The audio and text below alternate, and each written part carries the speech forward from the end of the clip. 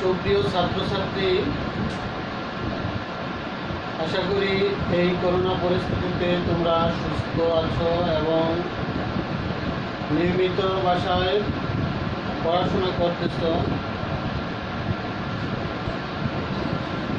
ঘরে থাকো, সুস্থ থাকো। এই পরিস্থিতিতে এবং পাঠ্য বইয়ের সাথে সম্পর্ক রেখে পড়াশোনা করো, অধ্যয়ন করো। এই প্রত্যাশায় শুরু করছি হলিচাইল পাবলিক হাই স্কুলের অনলাইন ক্লাস। আশা করছি শতভাগ অংশগ্রহণের মাধ্যমে আমার এই ক্লাসটি সম্পূর্ণ হবে। সুপ্রিয় ছাত্রছাত্রী, আজ আমি নবম দশম শ্রেণীর 4.1 অর্থাৎ সূচক চ্যাপ্টারটির সূত্রাবলীগুলো তোমাদেরকে অবগত করব। যে সূত্রগুলো জানলে তোমরা 4.1-এর অঙ্কগুলো খুব ভালো বুঝবে এবং ভালোভাবে অনুশীলন করতে পারবে। তো তোমাদের এই বেসিক এই সূত্রগুলো তোমাদেরকে আমি জানাবো। তোমরা মনোযোগ সহকারে এই সূত্রগুলো বুঝবে।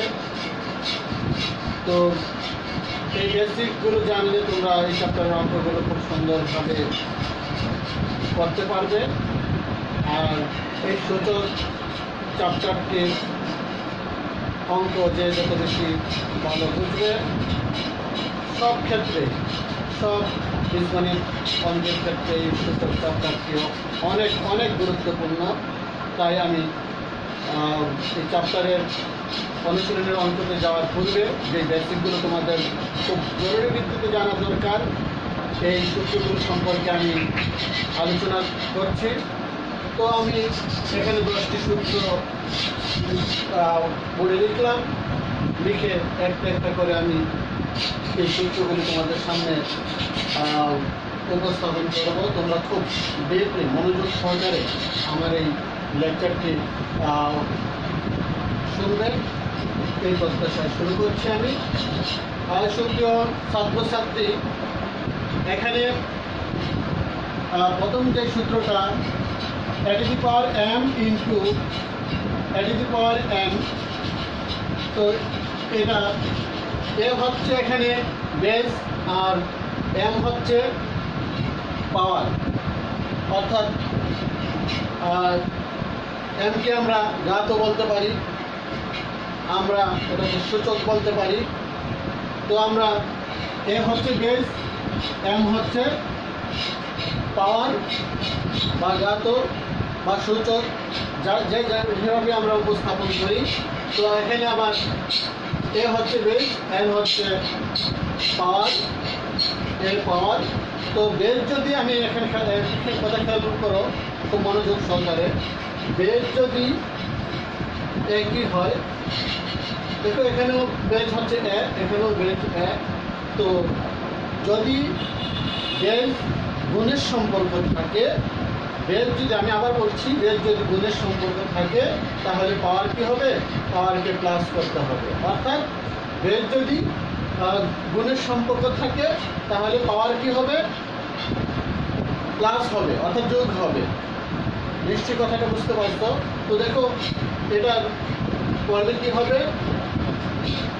দুইটা বেস থেকে একটা বেস আমি লিখে ফেলবো। লিখে আমরা প্রথম পাওয়ারটা লিখে প্লাস চিহ্ন দিয়ে আমরা দ্বিতীয় পাওয়ারটি লিখবো।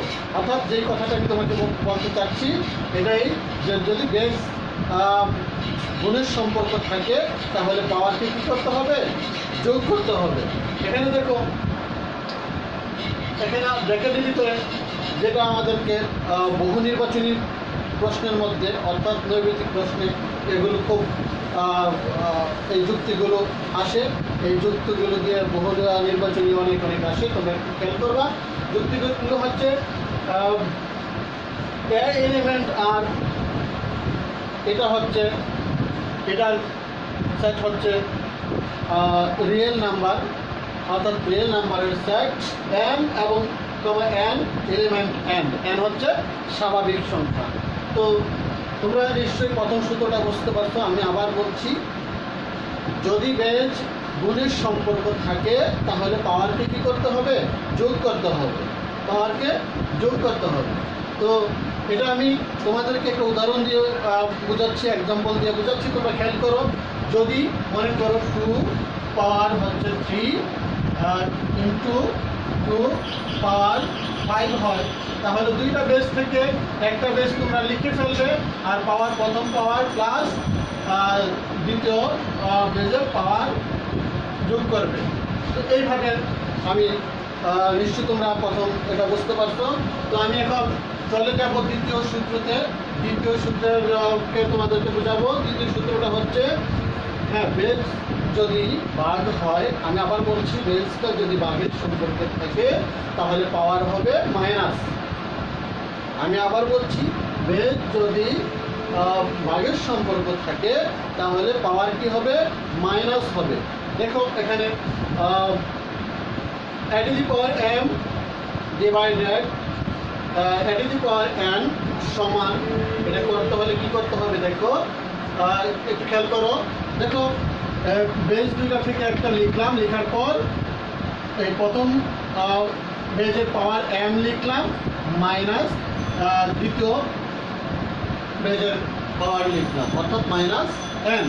অর্থাৎ আরেকটা কথা, বেজ দুইটা থেকে একটা লিখে উপরের পাওয়ারটা লেখার পর নিচ থেকে যদি কোনো পাওয়ার উপরে যায় তাহলে এটা কি করতে হবে?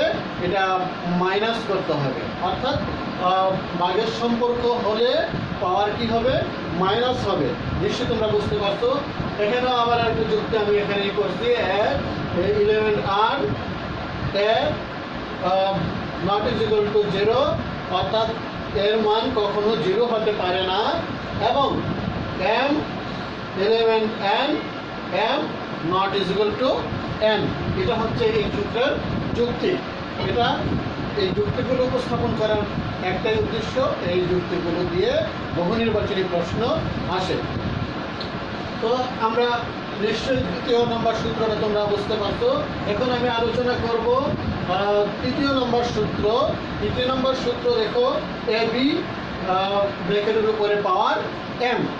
তো সেই ক্ষেত্রে এবি হচ্ছে গুণের সম্পর্ক, খেয়াল করো, এবি হচ্ছে গুণের সম্পর্ক আর উপরে পাওয়ার হচ্ছে m। তো সেই ক্ষেত্রে কি হবে? এর এই যে পাওয়ার m এর উপরও আছে, আবার বি এর উপরও আছে, আর এ এবং বি হচ্ছে গুণের সম্পর্ক। তাহলে এর উপরে পাওয়ার m হবে ইন্টু বি এর উপরেও পাওয়ার m হবে। অর্থাৎ এবি উপরে যেহেতু m আছে সেহেতু এর উপরেও m আছে, বি এর উপরেও n আছে, মাঝে ইন্টু চিহ্ন দিয়ে a to the power m and b to the power m তোমরা লিখতে পারো। তো এখানে দেখো যুক্তি, a, b এলিমেন্ট r এবং এটা হচ্ছে তোমার রিয়েল সংখ্যা, আর এটা হচ্ছে তোমার m এলিমেন্ট n, এটা হচ্ছে স্বাভাবিক সংখ্যা। তো একটু খেয়াল করো। তো 3 নম্বর সূত্রটা আমরা উপস্থাপন করলাম, নিশ্চয়ই তোমরা বুঝতে পেরেছো। তো একটু ডিপলি মনোযোগ সহকারে এই কথাগুলো তোমাদের শুনতে হবে, জানতে হবে এবং বুঝতে হবে। একটু খেয়াল করো, আমি 4 নম্বর সূত্র তোমাদের কাছে এখন উপস্থাপন করব। এবি ছিল গুণের সম্পর্ক, আর 4 নম্বরে হচ্ছে ভাগের সম্পর্ক। তো পাওয়ার যেহেতু ব্র্যাকেটের উপরে পাওয়ারটা আছে, অর্থাৎ a ডিভাইডেড b, পাওয়ার হচ্ছে তোমার m। তো ঠিক ওই 3 নম্বরের সূত্রের মধ্যে পাওয়ারটা উপরেরটার সাথেও হবে এবং নিচেরটার সাথেও এই mটা হবে। তো দেখো খেয়াল করো, এই a to the power m divided b to the power m, এইভাবে তোমরা 4 নম্বর সূত্রটা ব্যবহার করবে। অর্থাৎ ব্র্যাকেটের ভিতরে যদি ডিভাইডেড থাকে ওই 3 নম্বরের সূত্রের মতোই এর উপরও পাওয়ারটা হয়ে যাবে, বি এর উপরও ঠিক পাওয়ারটা হয়ে যাবে। আচ্ছা, তো 5 নম্বর সূত্র দেখো। 5 নম্বর সূত্র এখানে দেখো, a to the power m bracket দিয়ে আবার হচ্ছে n, অর্থাৎ পাওয়ারের উপরেও আবার কি আছে? এখানে পাওয়ার আছে, পাওয়ারের উপরে এখানে পাওয়ার আছে, খেয়াল করে একটু খুব গভীর মনোযোগ। পাওয়ারের উপরে পাওয়ার থাকলে কি হয়, পাওয়ারের উপরে পাওয়ার থাকলে পাওয়ারে এটা কি হয়, গুণ হয়। এ কথা মনে রাখতে হবে। পাওয়ারের উপরে যদি গুণের সম্পর্ক, পাওয়ারের উপরে যদি পাওয়ার থাকে তাহলে পাওয়ারে কি হবে, গুণ হবে। তাহলে গুণ করতে হবে। তাহলে এটা কি দাঁড়াচ্ছে, বেস লেখার পরে পাওয়ারে যদি গুণ করি তাহলে কি হয়, এম এবং এন গুণ করলে mn হয়ে যাবে পাওয়ার। একটু খেয়াল করতে হবে, mn হয়ে যাবে। আমরা আবার এটাকে কি লিখতে পারি, nmও লিখতে পারি।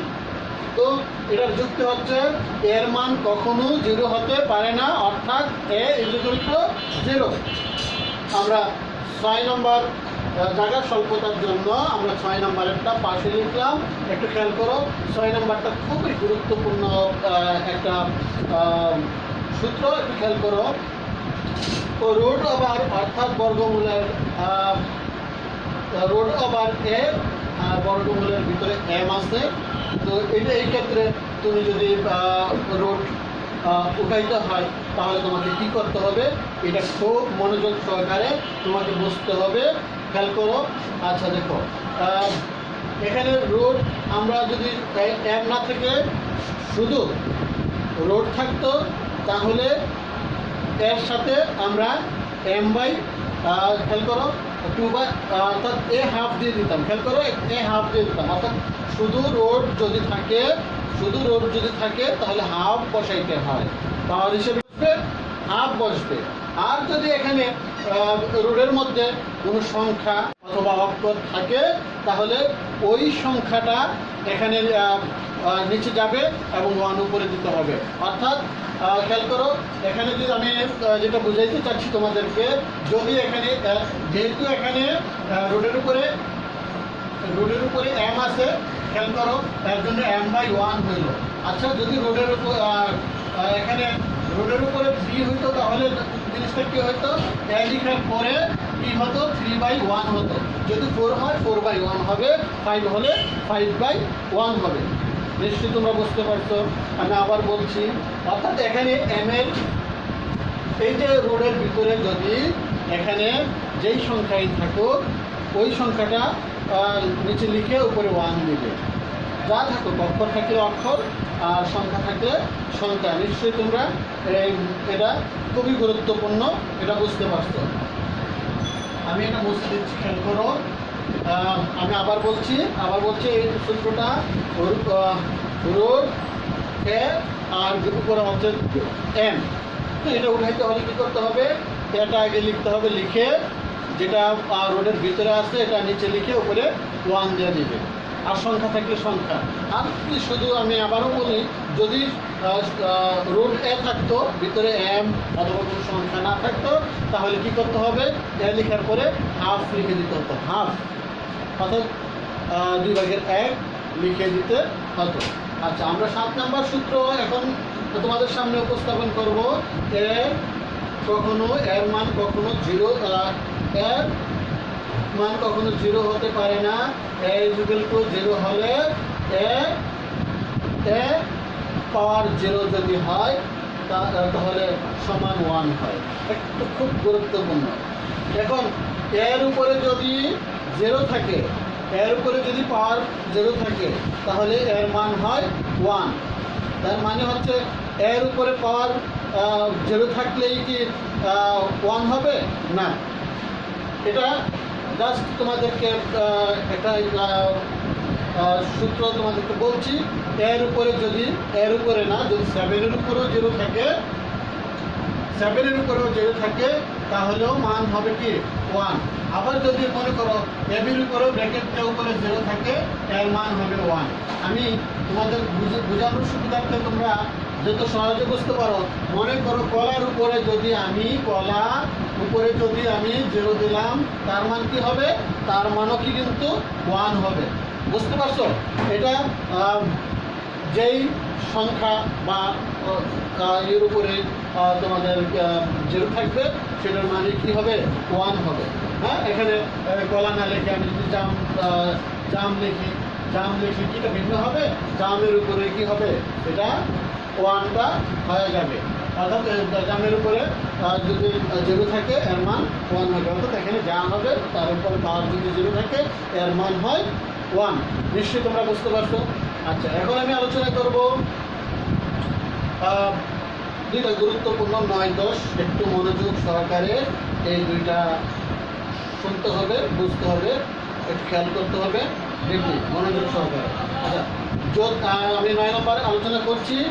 যদি x not is equal to 0,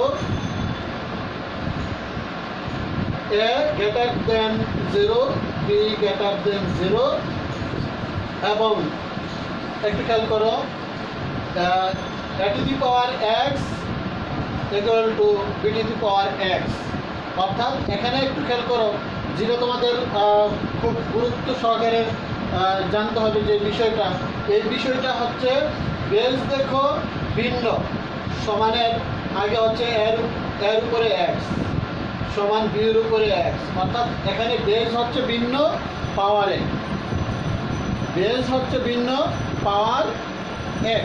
সেই ক্ষেত্রে তুমি কি করবে একটু খেয়াল করো, যদি বেস এক হয় পাওয়ার, যদি বেস ভিন্ন হয় পাওয়ার এক হয়, তাহলে পাওয়ারটা বাদ যাবে, অর্থাৎ পাওয়ার বাদ যাবে। খেয়াল করো, আমি আবার বলছি, যেহেতু এর উপরে এক্স আছে এবং বির উপরে পাওয়ার এক্স আছে, তো সেক্ষেত্রে আমরা এখানে খুব সূক্ষ্মভাবে দেখলে আমরা বুঝতে পারি যে এখানে বেস ভিন্ন, একটাতে আছে এ আর একটাতে বি, কিন্তু দুইটার পাওয়ারই কি এক। যেহেতু দুইটার পাওয়ার এক, তাহলে পাওয়ার বাদ দিয়ে আমরা লিখতে পারি এ সমান বি। আমরা কি লিখতে পারি? এ সমান বি লিখতে পারি। নিশ্চয়ই এটা বুঝতে পারছো। তো আমি আবার বলছি, বেস যদি ভিন্ন হয়, পাওয়ার যদি এক হয়, তাহলে পাওয়ার বাদ দিয়ে বেস বসে যাবে, অর্থাৎ এ সমান বি হবে। আমি 10 নম্বর তোমাদেরকে বোঝাচ্ছি, খেয়াল করো। আমি এটাকে এক্সাম্পল দিয়ে নিই। মনে করো 2 এর উপরে পাওয়ার আছে, মনে করো 3 সমান 5 এর উপরে মনে করো আছে, আমি খেয়াল করো, মনে করো x এর উপরে পাওয়ার আছে 5, y এর উপরে পাওয়ার আছে 5। এটা উদাহরণ। দেখো, পাওয়ার দুইটার এক, কিন্তু বেস হচ্ছে ভিন্ন, তাহলে কি করতে হবে? পাওয়ার বাদ দিয়ে এক সমান কি হবে? y হয়ে যাবে, এক সমান y হয়ে যাবে। আবার 10 নম্বরে এটা দেখো, যদি x greater than 0, a is equal to not is equal to 1 হয়, এবং x to the power x equal to a to the power y। একটু খেয়াল করো, ওইটা ছিল তোমার পাওয়ার সেম, এটাতে পাওয়ার ভিন্ন, বেস এক, বেস দুইটা একই, কিন্তু পাওয়ারটা এখানে ভিন্ন। সেক্ষেত্রে তোমরা কি করবে? আমি আগেরটাই বলেছিলাম, যদি বেস ভিন্ন হয়, পাওয়ার এক হয়, তাহলে পাওয়ার উঠে যাবে। সেই ক্ষেত্রে এখানে দেখো, একটু খেয়াল করো, বেসটা কি এক, পাওয়ার ভিন্ন, তাহলে বেস উঠে যাবে, পাওয়ার বসে যাবে। কি এখানে বেসটা এখানে উঠে যাবে, পাওয়ার বসে যাবে, তার মানে হচ্ছে x is equal to y হবে। তাহলে এক সমান কি হবে? y হবে। একটু মনোযোগ সহকারে এই দুইটা ডিফারেন্সটা যদি তোমরা পার্থক্যটা মনে রাখতে পারো, তাহলে কিন্তু এটা তোমরা বুঝতে খুবই সুবিধা হবে। জিনিসটা একটু ধৈর্য সহকারে ঠান্ডা মাথায় এগুলো বুঝবে। এই সূত্রগুলোর উপর ভিত্তি করে আমরা যখন এই চ্যাপ্টারের যে কোনো অঙ্ক আমরা করতে যাব, তোমাদের খুব সহজ লাগবে, অনেক কঠিন লাগবে না। তোমরা একটা অঙ্ক এগুলো যদি করে তোমাদের জানা থাকে, আয়ত্তে থাকে, তাহলে তোমার কী করবে, এই চ্যাপ্টারের অঙ্ক যখন করতে যাবে খুব মজা পাবে, অর্থাৎ আনন্দের সহিত এই চ্যাপ্টারের অঙ্কগুলো তোমরা প্র্যাকটিস এবং অনুশীলনী করতে যাবে। আরেকটা জিনিস তোমরা ছাত্রছাত্রীরা যেটা করো, শিক্ষক যখন আহ, একটা জিনিস বোঝায়, তোমরা অমনোযোগী থাকো, আর বুঝেও মাথা নাড়ো, না বুঝেও মাথা নাড়ো। এই জিনিসটা করলে কিন্তু তোমরা নিজেদের সাথে প্রতারণা করলে শিক্ষককে ফাঁকি দেওয়া মানে হচ্ছে তোমার নিজের ক্ষতিটা নিজে করলা। এই জিনিসটা খেয়াল রাখবা, অযথা মাথা শুধু ভালো তো মাথা নাড়বা, ভুলো তো মাথা নাড়বা, এই দৃষ্টিভঙ্গিটা যেন তোমাদের মধ্যে না থাকে, একটু গভীর মনোযোগ করে। কারণ আমরা এখানে অঙ্কটা বোঝাচ্ছি, তোমাদেরকে বোঝানোর জন্য আসছি। এখন তোমরা যে জায়গাটাতে বুঝতে না পারো সেই জায়গাটা আমাদেরকে ইন্ডিকেট করবে, স্যার আমি তো এই জায়গাটা বুঝতে পারি নাই, বুঝাই দেন, আমরা বারবার বুঝাই দিতে প্রস্তুত আছি। কিন্তু তোমরা যদি পাশ করে যাও তাহলে জিনিসটা কিন্তু তোমাদের অজানা থেকে যাবে। এই জিনিসগুলোর উপর, এই সূত্রগুলোর উপর, অর্থাৎ 4.1 এই সূত্রগুলোর উপর তোমরা যদি যার বেশি যত বেশি দখল থাকবে সেই চ্যাপ্টারের অঙ্কগুলো তত বেশি বুঝতে পারবে, জানতে পারবে। তো সুতরাং আজকে সুপ্রিয় ছাত্রছাত্রী, আজকে আমি প্রথম তোমাদের কাছে 4.1 এই চ্যাপ্টারের অঙ্ক নিয়ে উপস্থিত হয়েছিলাম। তো এই 10টা সূত্রের উপরেই ছিল আজকের এই লেকচার। নিশ্চয়ই তোমাদের এই লেকচারগুলো খুব উপকারে আসবে। তোমরা ধৈর্য সহকারে, মনোযোগ সহকারে এই সূত্রগুলো, প্রয়োজনীয় সূত্রগুলো তোমরা তোমাদের আয়ত্তে নিয়ে আসবে। এই প্রত্যাশা রেখে আজকে এখানেই লেকচার শেষ করছি। আল্লাহ হাফেজ।